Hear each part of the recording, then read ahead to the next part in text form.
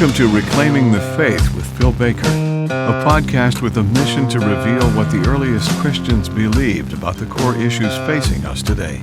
You can find links to all of Phil's resources at philsbaker.com. Thanks so much for taking the time to listen today, and take a moment to share this podcast with your friends.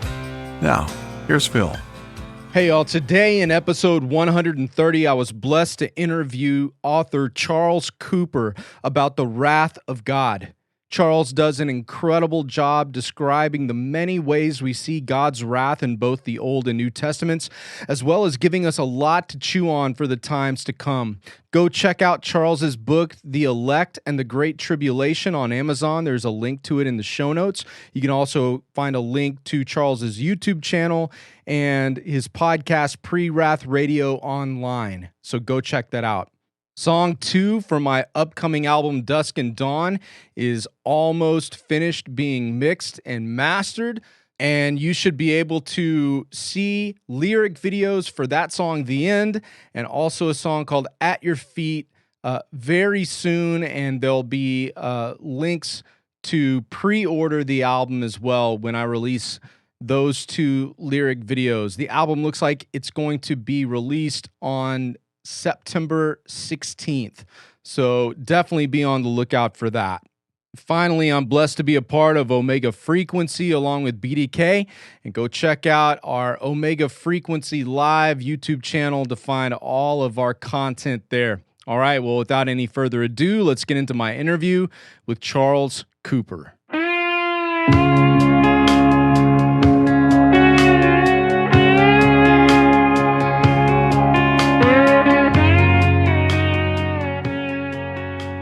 Well, Charles Cooper, thank you so much for coming on the podcast today, man. I really appreciate you. My privilege. I appreciate you asking. Yes, sir. Well, just for folks that don't know you, can you tell the audience a little bit about yourself and how you came to faith in Jesus? Yeah, I'm Charles Cooper, born and raised in Arkansas. I'm a Razorback fan, man. Nice. Grew up south in the 60s, and of course, back then, everybody went to church. Everybody was a member of the church. At least that was certainly the reputation that people wanted to project. Yeah. And my family was no different. We were Methodist, African Methodist Episcopal Church. That's the name of it. And you went to church every Sunday. If you were a really good Christian, periodically, if you were less than the best, or you were Christmas, Easter, Mother's Day. The Creasters. Yeah, a few others thrown in there for a good measure to make sure you got to heaven just in case. But it was going to church like that. But we moved when I was like 6. To another town, which was about 7 miles away. And when I started going to school, my best friend became whom I didn't know at the time, was the pastor of the Baptist church. So he started inviting me to go to the Baptist church. We'd been Methodists all our lives. I started going to that Baptist church. And so then I got interested in church again and started watching church on Sunday morning. And back in the 60s on Sunday morning, they would have cartoons on, but before they put the cartoons on, you had to have these church services. And back then, one of them was James Robinson. He was on, and then Rex Humbart was on, and then the First Baptist Church of, Little Rock, Arkansas came on. So I'd have to put up with those program before the really good stuff came on television. Nice. I watched that for at least 2 years. And one Sunday morning, the Rex Humbart program would come on, and back then they were in this big old building in Ohio called the Cathedral of Tomorrow, and his family would sing and he would preach, and it was every week. It was the same program, different thing. But anyways, one Sunday I realized what I had been hearing every Sunday, because he preached the gospel every Sunday, gave an invitation for people to believe. And one Sunday morning, when he started, I knew that I wanted to pray the prayer of faith, and I was just waiting for him to get to that part. You had to go through the whole rest of the whole program. So when he got to that part, I trusted Christ as my personal sin bearer. I realized I needed a Savior, that I'd sinned. I think I was 8 years old. Yeah. Matter of fact, I knew I was. And from professing faith, started then going to church with my friend who was a Baptist, and ended up joining that church, and the rest is, as they say, history. Nice. Well, I got introduced to you through Chris White's documentary, the 7 Pre-Trib Problems and the Pre-Trib Rapture, and started checking out your stuff on YouTube, on your YouTube channel, and you have a couple of different podcasts, and Pre-Wrath Radio Online is one of them, and man, just really like that. I got one of your books, God's Elect and the Great Tribulation. Been going through that. Talked about that with my son on the way to the dentist yesterday, so that was pretty cool. It's weird having an adult son. Like, Yeah.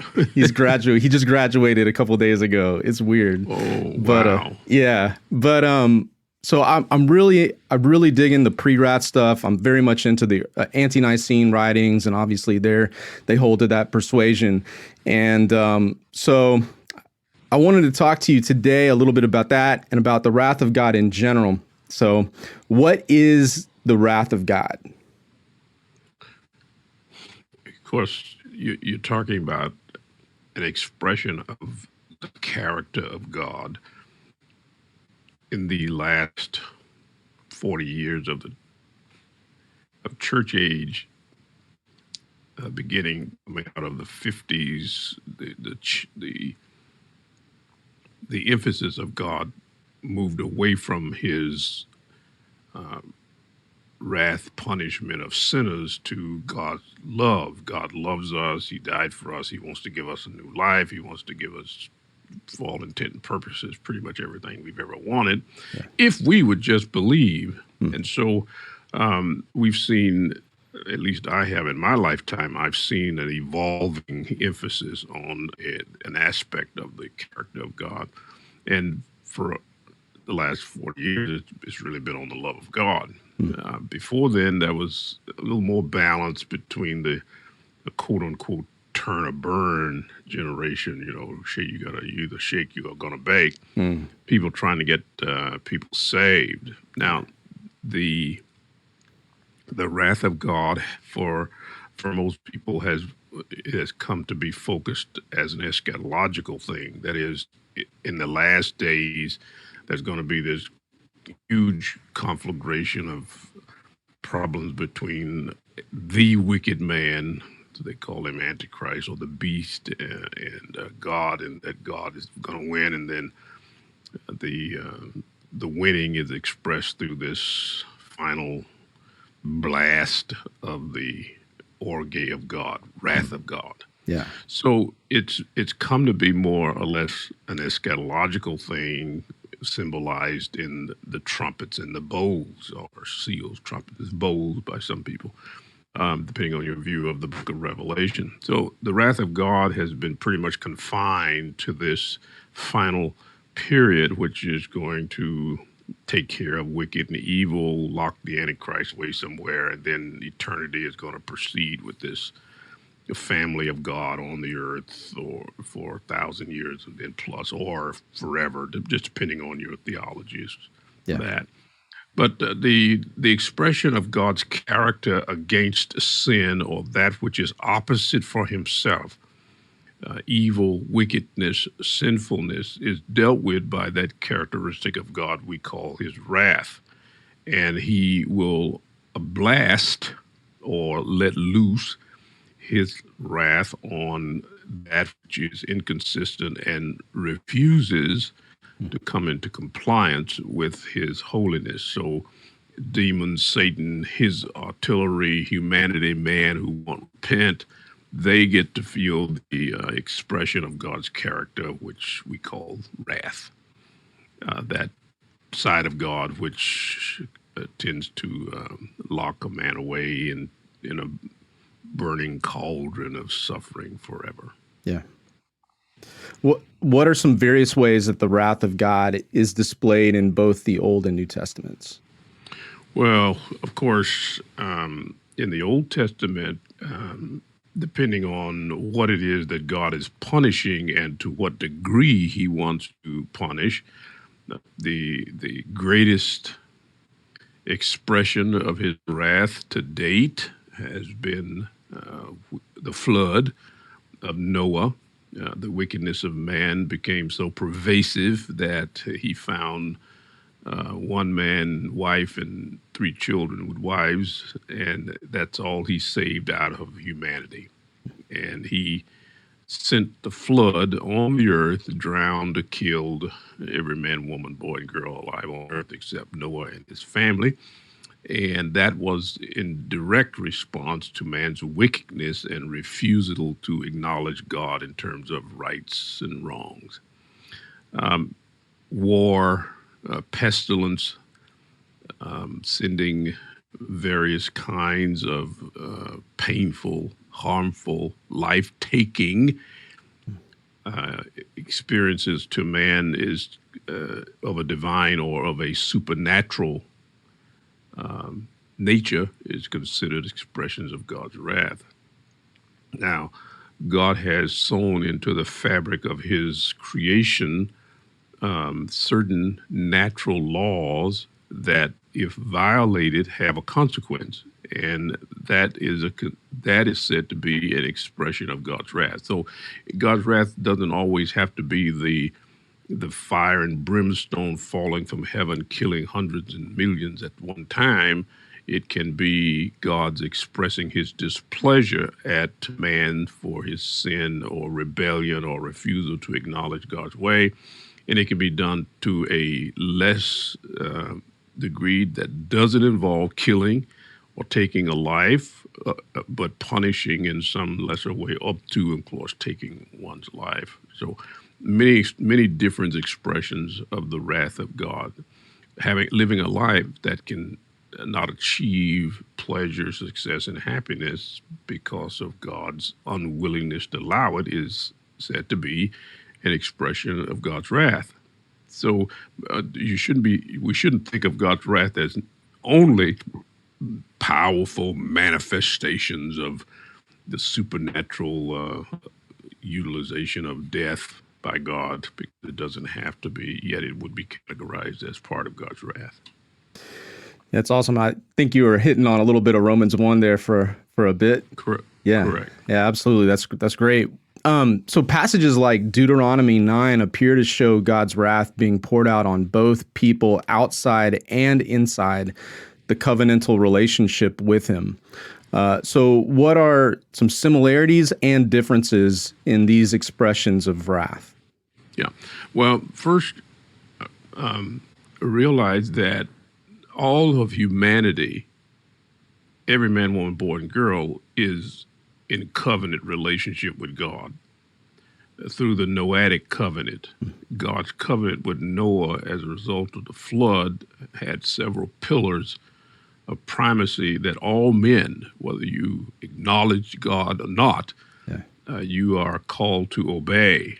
Now, the covenant in terms of living on a daily life basis with God seemed to what we call the Mosaic covenant, with a people that God specifically called his own, brings another kind of relationship that they were obedient under. So there is a Noahic covenant under the Noahic covenant that came to be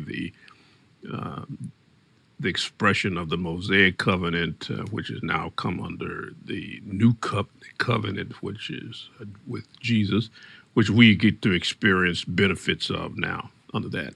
So God has a way of dealing with those who he specifically reveals himself to, such as Israel, the church, and those whom he may not have personally revealed himself of late, but who still remain under the obligation to not murder, not eat animals with their blood,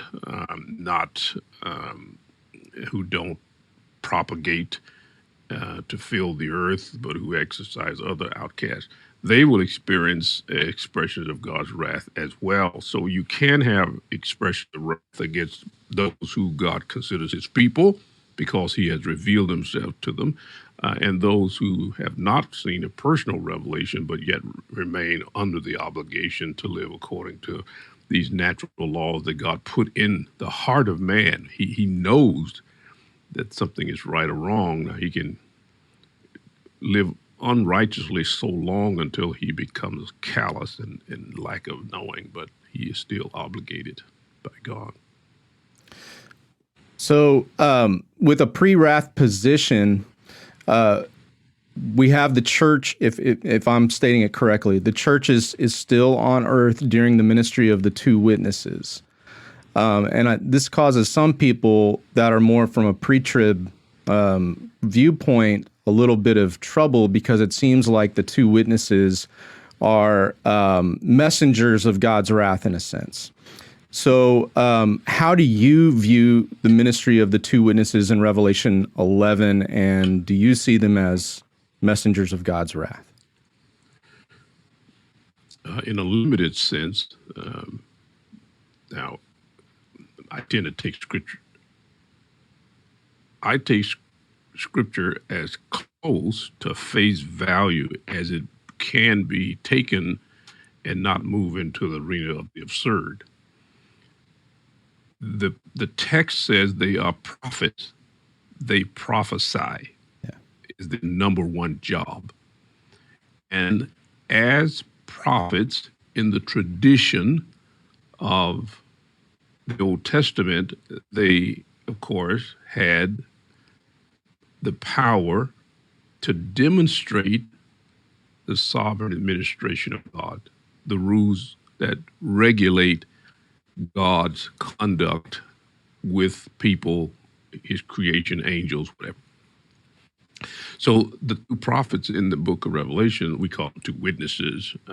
They are, in fact, prophets, have a job to do, which is to humanity God's will in the midst of what will come to be the most rebellious period on the face of the earth in response to the authority of God. It will be led by what is called the beast, who operating according to the power of Satan, who is in fact set on basically taking over creation and dethroning God from his rule. And during this time, they are prophesying. They are specifically, of course, prophesying of God's agenda.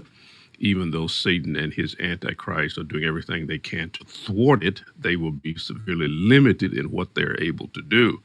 Their agenda is to take over, rule the earth, eradicate it from any thing that even resembles God, and set up their own theocracy, satocracy, I guess you can call it, on the earth. They won't succeed because every event that they do has already been predicted, and God is going to keep humanity aware of what he said, and he will limit their ability to the extent that they want.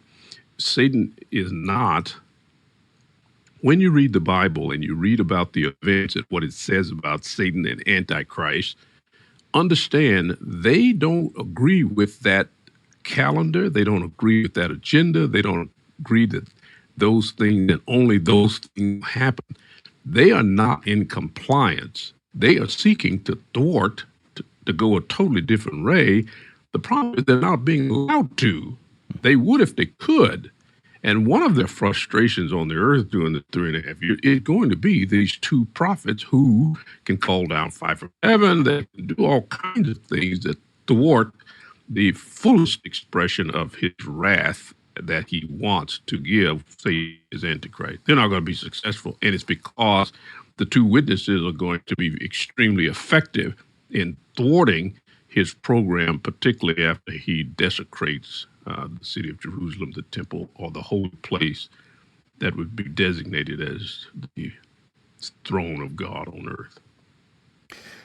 This might be, if you don't mind me asking a follow-up.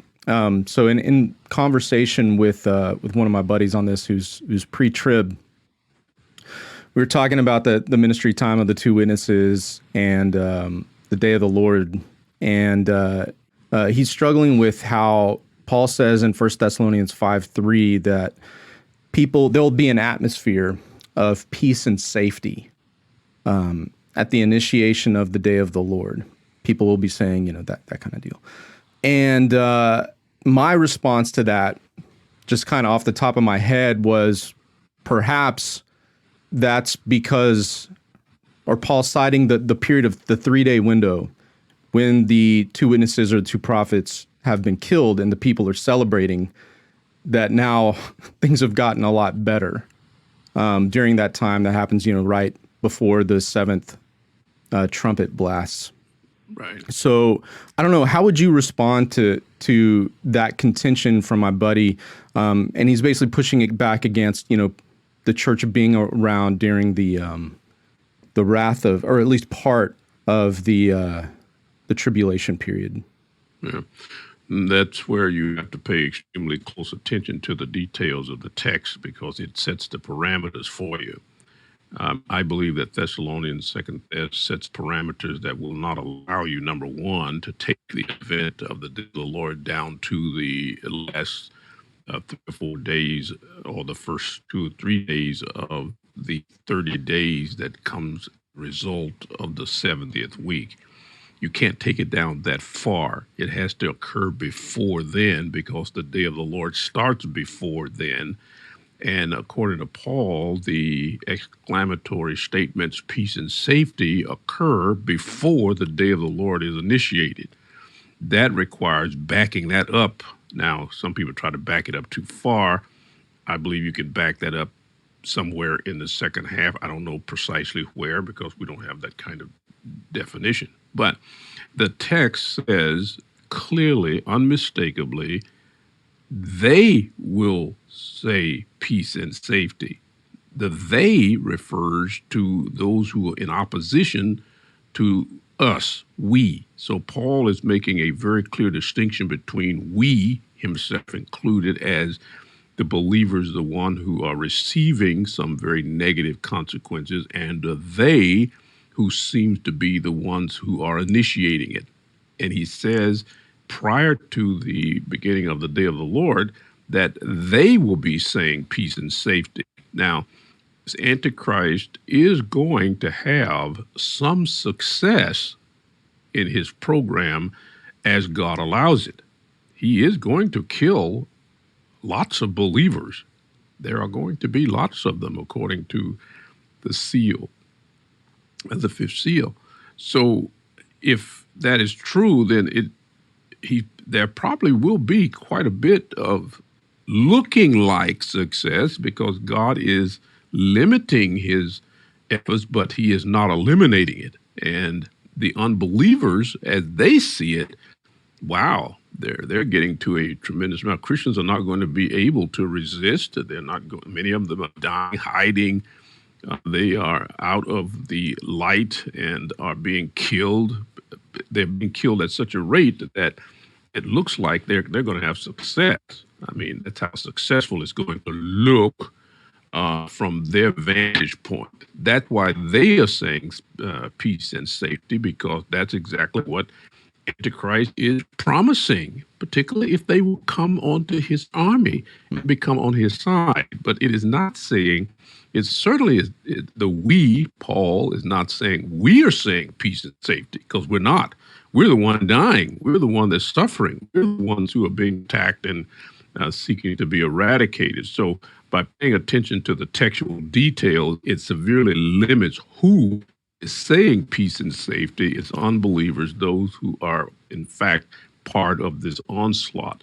They are having success. They look good, looking good. It looks like they're going to have ultimately succeed, because they don't believe the word of God anyway. And secondly, Satan is able to delude them, and there is a strong spirit of delusion on them that they actually believe as they say, their eyes are lying, but they will believe what they think they are seeing, but it will not be true. So I think if your friend It depends on your hermeneutic. Your hermeneutic has to be great enough to cover the distinctives, and if you don't make that distinction between the we and the they and who is in each audience and what's going on at that particular time in the sequence, then it's very easy for you to be confused and draw a different conclusion. That's a really interesting nuance that you're giving. It's the people, and correct me if I'm wrong, trying to restate a little bit of what you said, that the people who are following the Antichrist are basically saying, by following him, we have peace and safety.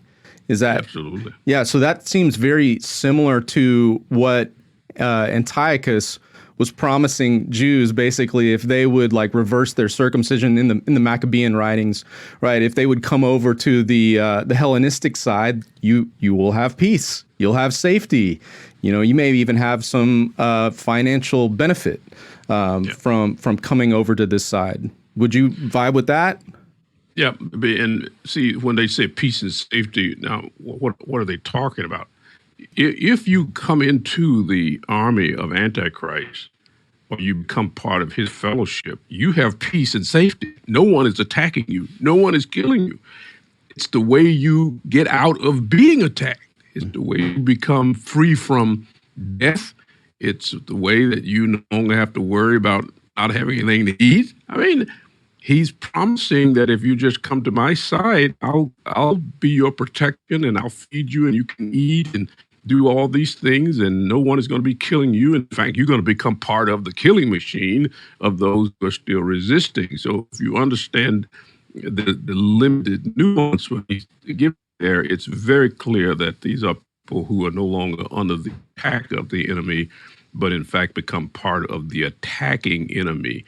For the believers, they're not saying peace and safety, but for the unbelievers, it is because they've joined his army. That's cool.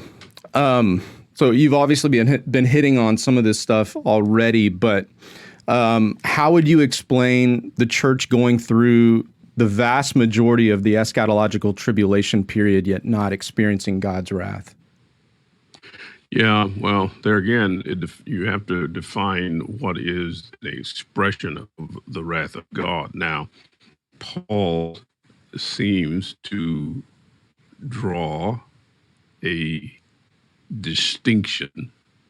As I said at the very beginning, God's wrath can be expressed in different ways and to different extents. But Paul, by using orge, the eschatological wrath, he is talking about a specific period, a specific time, and a specific expression, in my opinion. And it seemed to me that the only qualifying expression that could refer to is the actual, which I limit to trumpet and bowls, which the trumpet and the bowls are an expression of God's eschatological wrath, defined exclusively to the day of the Lord. It is the day of the Lord that believers have been promised not to experience, which is a very specific expression of the wrath of God. It is not saying that believers won't be judged and deemed faithful or unfaithful with consequences. It is not saying that believers will not experience the wrath of Satan, which is going to be quite pronounced at that time. Text doesn't say that either. So if you limit the text to what it intended, then the day of the Lord is what believers have been promised to not experience. And in the pre-wrath view, we believe that the trumpet judgment begins, or in fact, the first expressions of the eschatological day of the Lord. And at that point, the evacuation of the church from the earth has occurred. Well, yeah, I really appreciate you taking the time to do this interview today, and I would love to be able to follow up more with you at another time if you're open to that. Absolutely. I really enjoyed your your teaching on YouTube, the living out pre-wrath during lawlessness, because it's so important that we move away from just the academic side to the personal side, like what people are actually going to be going through, how we're going to respond. I love how you were talking about how the Western church is basically soft, because I feel very soft. Like the most persecution I feel like I've gone through is like, being threatened with being fired, if I held to my convictions. And that's pretty low level persecution. Like, I don't feel ready to go through it.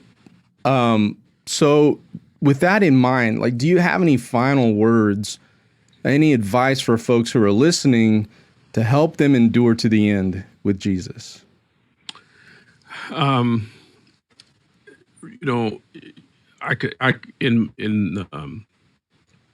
In my book on responding to the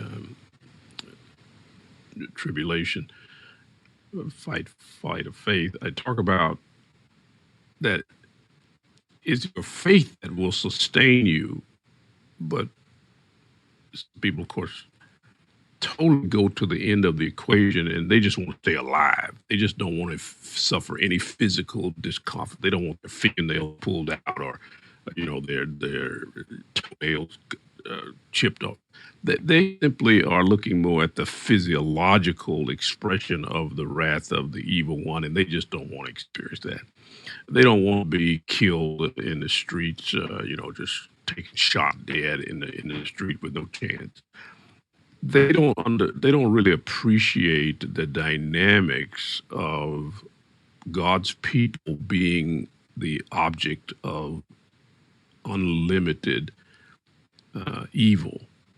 And as Westerners, we this last generation, I mean, we got 200 years of freedom from persecution in mass. Now, there's been some on a limited basis, but just in terms of the whole society being subjected, we haven't experienced that. And I can say to you, ladies and gentlemen, nothing that I can say is really going to help you mentally be ready, because you never had to be ready for anything like that. Mm-hmm. The first look of something like that is going to be overwhelming for you. I simply, as members of my own family, I leave them to the sovereignty of God. God is sovereignly able to achieve his success. He has already told us there are going to be martyrs, many of them. In fact, he set a number as to how many will pay the ultimate price of giving their lives. Many will be put in prison. Many of them will be waiting execution. It just won't happen because he can't kill them fast enough. My concern now, though, even though I understand as Westerners, we fixate on the possibility of experiencing that final phase of human history, as we call the tribulation. But that's really not going to be the worst time of your life if you happen to be alive on earth at the time. The worst time of your life is actually going to be when you stand at the bema. Mm-hmm. That's going to be far more traumatic, and it's going to have far more result than you can imagine. And unfortunately, just as so much of the church is ignorant of what God's final week is going to actually look like, because we've been fed the idea that, hey, I'm gone, I'm not going to be here, it's not a problem, I'm not going to worry about it, I don't even have to think about it, I'm out of here. We have not been taught that there's going to be negative consequences for unfaithfulness. And it's amazing how deceived so many church people are as to thinking that they are faithful, that their lives are going to meet with absolute approval by God. They are so deceived because the standard of what holiness is has been lowered so much in the Western church that people think that if they go to church a couple times a month, give some money, they don't drink, dip, or chew, they've cut out, any overt expressions of ungodliness, that, they're going to be found in pretty good shape with God. I can only tell you, friend, you're going to be in quite a surprise. I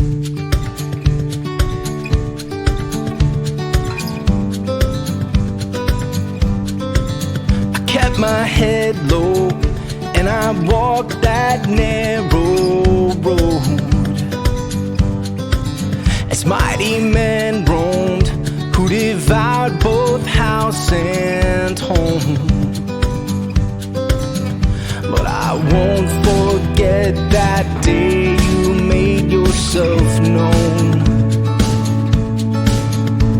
You said the end has come for men, but hang tight to me with your family.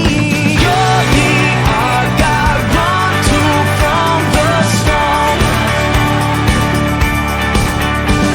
and I will use my life to make you known.